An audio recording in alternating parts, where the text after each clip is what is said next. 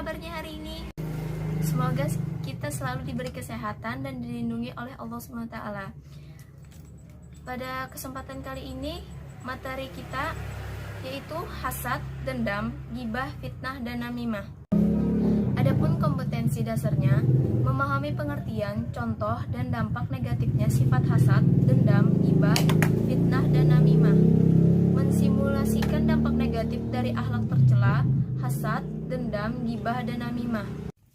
Tujuan pembelajaran, setelah peserta didik mengamati, menanya, mengeksplorasi, menalar, dan merefleksi tentang pengertian, contoh, dan dampak negatifnya sifat hasad, dendam, ghibah, fitnah, dan namimah. Lihat materi berikut. Yang pertama ada hasad. Hasad atau disebut dengan dengki adalah perasaan tidak senang terhadap orang lain yang mendapatkan nikmat dari Allah.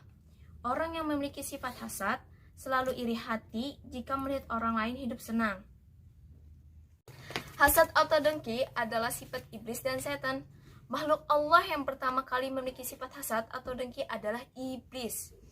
Orang yang memiliki sifat dengki merasa iri hati melihat orang lain hidup senang atau beruntung. Ia menginginkan keberuntungan itu pindah kepadanya karena hatinya selalu kotor. Dendam. Dendam artinya berkeinginan untuk membalas.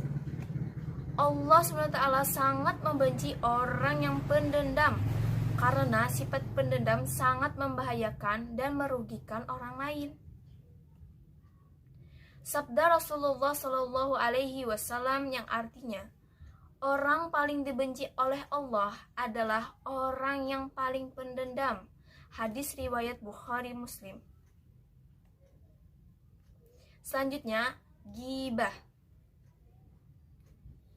Ghibah atau juga disebut dengan mengumpat atau menggunjing, yaitu perbuatan atau tindakan yang membicarakan orang lain.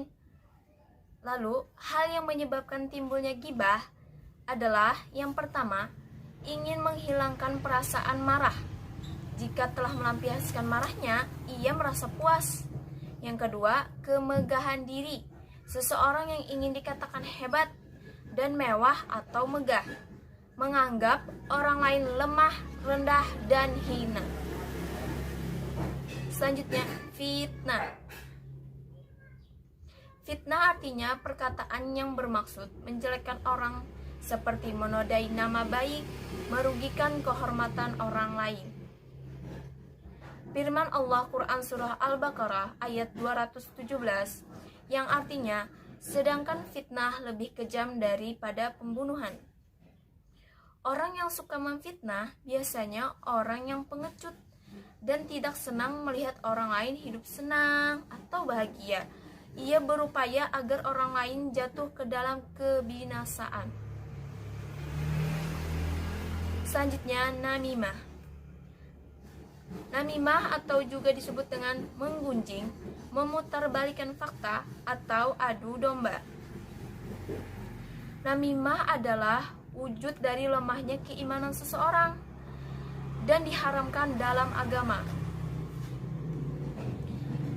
Terdapat dalam Quran surah Al-Qalam ayat 10 sampai ayat 11 yang berbunyi, La tuti' kulla hallafin mahin. Dan janganlah kamu ikuti setiap orang yang banyak bersumpah lagi hina. Hammazin masya'in binamim. Kenapa orang suka melakukan namimah? Yang pertama, tidak mengerti bahwa perbuatan itu haram.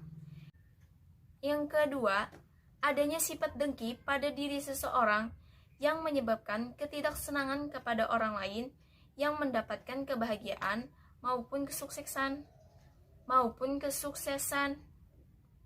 Yang ketiga, berteman dengan orang yang suka menggunjing. Yang keempat, gemar berbicara berlebihan, omong kosong, atau berbicara tentang hal-hal yang tidak benar. Namimah adalah sifat yang sangat berbahaya dan memiliki dampak negatif. Namun ada beberapa cara menghindari sifat namimah. yaitu dengan cara yang pertama, apabila melihat atau mendengar sesuatu yang disampaikan orang lain itu akan menimbulkan keburukan, sebaiknya didiamkan saja. Yang kedua, jangan melayani omongan orang yang suka berkata bohong. Dan yang terakhir, apabila ada berita yang meragukan dari seseorang, agar diselidiki dulu kebenarannya. Alhamdulillah, itu tadi materi pembelajaran kita tentang hasad, dendam, gibah, fitnah, dan namimah. Semoga kita dapat menjauhi sifat tersebut karena ini termasuk dalam akhlak tercela. Terima kasih. Salah hilaf, mohon maaf. Wassalamualaikum warahmatullahi wabarakatuh.